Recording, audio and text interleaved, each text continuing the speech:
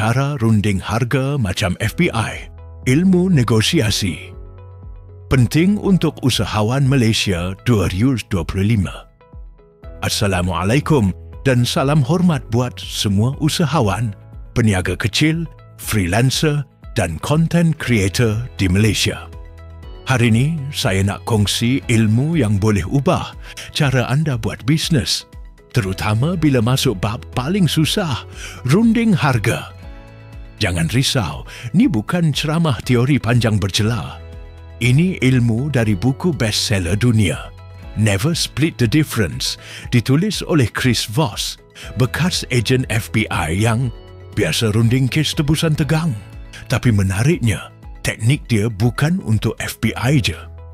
Kita sebagai peniaga Malaysia boleh guna dalam close sale dengan pelanggan cerewet, deal dengan supplier, pitch kat klien, ataupun nak naikkan harga servis tanpa rasa bersalah. Segmen Yustahan. Siapa Chris Voss? Chris Voss ialah pakar rundingan yang pernah bekerja dengan FBI lebih 20 tahun. Dia bukan runding biasa-biasa. Dia runding dengan penculik bersenjata dan pengganas. Bayangkan, kalau dia boleh yakinkan orang yang ugut nak bunuh tebusan, kita mesti boleh yakinkan pelanggan untuk bayar RM5 lebih. Apa yang dia ajar bukan magic, tapi teknik psikologi komunikasi. Segmen 2. 7 ilmu penting untuk pasaran Malaysia. Dusud. No deal is better than a bad deal. Usul 3 kakakungsuh. Kita di Malaysia ni kadang terlalu takut kehilangan pelanggan. Tapi kalau harga tu tak masuk akal, kos kita lebih tinggi dari untung. Itu bukan bisnes. Itu bebankan diri. Jangan takut hilang pelanggan. Takutlah hilang maruah bisnes sendiri. Berani tolak kalau tak adil. Itu tanda anda serius dalam bisnes. 2. Tactical empathy. Trik sium kas bukan sekadar dengar, tapi faham secara emosinya kenapa orang tu bertindak begitu. Contoh, saya faham tuan risau bajet lari, especially bila harga barang naik sekarang.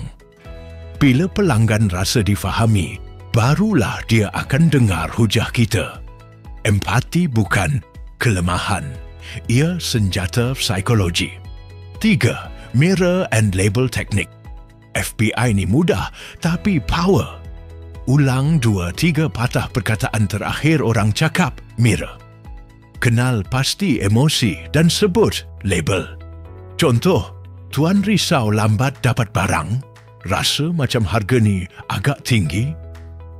Bila pelanggan rasa kita dengar dan faham, barulah dia akan mula percaya dan terbuka berbincang. 4. The Ackerman model ini, teknik letak harga supaya tak nampak terlalu desperate. Langkah-langkah, tetapkan target harga. Mulakan tawaran dengan 65%, naikkan ke 85%, 95% dan akhir sekali 100%. Gunakan nombor pelik. Contoh, 10% bukan 100%. Bagi concession bonus. Contoh, saya boleh bagi free shipping tuan. Teknik ni buat pelanggan rasa anda teliti, bukan main letak harga ikut suka. 5. Kejar ayat. That's right. Jangan kejar your right. Itu tanda orang nak habiskan perbualan. Kejar ayat, that's right, sekecil. Sebab itu, tanda dia rasa difahami. Contoh, anda. Jadi, apa yang tuan risaukan sebenarnya ialah bajet bulan depan belum confirm. Betul? Pelanggan. Ya, betul tu. That's right. Bila pelanggan cakap macam tu, itulah momen paling sesuai untuk close deal. 6. Wujudkan urgency. Secara jujur, orang bertindak bila rasa perlu cepat. Tapi, jangan menipu. Contoh, stok ni tinggal 2 je tuan. Kalau minggu depan mungkin harga lain. Atau saya boleh bagi harga ni sampai esok je. sebab promosi habis. Pastikan anda cipta agensi dengan integriti. 7. Band reality. Ubah cara. Orang nampak harga. Letakkan benchmark tinggi dulu. Contoh, kelas ni biasanya RM1,200, tapi untuk early bird saya buka RM690.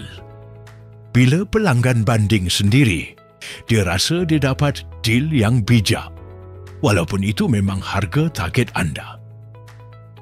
Segmen penutup.